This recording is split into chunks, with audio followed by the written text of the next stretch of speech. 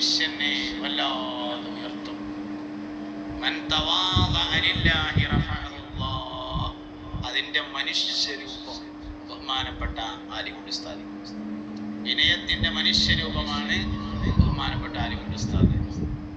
ആർക്കും സംസാരിക്കാൻ പറ്റും, ആർക്കും ഒപ്പം നടക്കാൻ പറ്റും.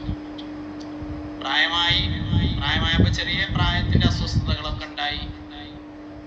ഉസ്താദിന്റെ യുവത്വം എന്നൊക്കെ പറയണത് അത്ര ഒരു വിനയുള്ള മനുഷ്യൻ നമ്മളെ ജീവിതത്തിൽ കണ്ടിട്ടുണ്ടാവില്ല. അങ്ങനത്തെ മനുഷ്യൻ, വിനയത്തിന്റെ മനുഷ്യരൂപം എന്ന് പറയാം.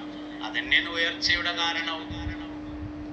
മുമ്പ് ഞാന് ഒരിക്കൽ പറയണ്ടായി, 20ാമത്തെ വയസ്സിൽ ജന്മനാട്ടിൽ ഖത്തീബും ഖാദിയുമായി. അങ്ങനെയൊക്കെ ഉസ്താദിനെ കണ്ടപ്പോ ഉസ്താദ് ഞാൻ അങ്ങനെ പറയലുണ്ട്, 20ാമത്തെ വയസ്സിൽ ജന്മനാട്ടിൽ ഖാദിയും ഖത്തീബുമായി എന്ന് പറയലുണ്ട് എന്ന് പറഞ്ഞു.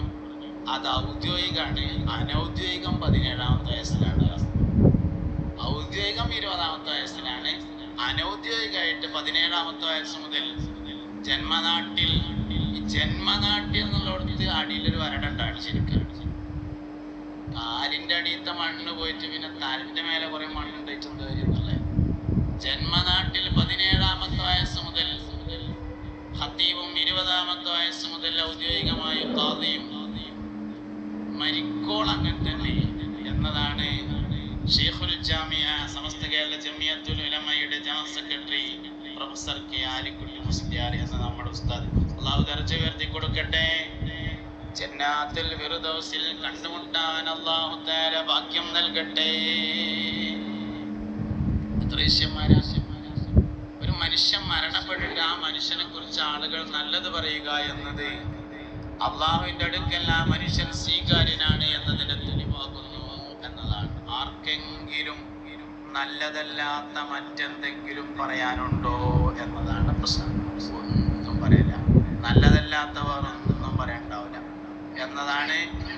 എല്ലാവരിൽ നിന്നും ബഹുമാനപ്പെട്ട ആലിക്കുട്ടി ഉസ്താദിനെ പ്രത്യേകമാക്കുന്ന ഘടകം നല്ല ഇസ്സത്തുള്ള മനുഷ്യൻ, നന്നായി വസ്ത്രം ധരിക്കും.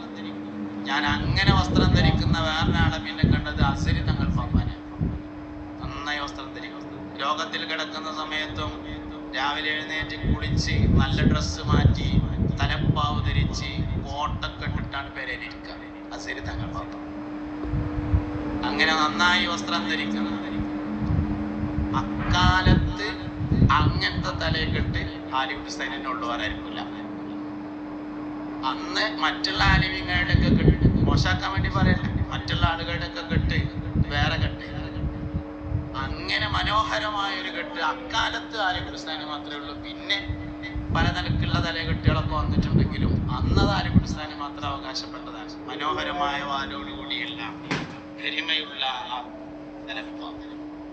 മനുഷ്യന്മാർക്ക് ചില ഇസ്സത്തുകളുണ്ട്.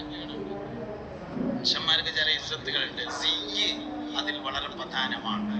ഓരോ മനുഷ്യനും ആ മനുഷ്യനോടനുസരിച്ച വേഷം സ്വീകരിക്കുക എന്നത് വളരെ പ്രധാനപ്പെട്ട കാര്യമാണ്. അതിൽ വളരെ സൂക്ഷ്മത പാലിച്ചിരുന്നു ഉസ്താദ്. അല്ലാഹു ദർജ ഉയർത്തട്ടെ. അൽ ഫാത്തിഹ.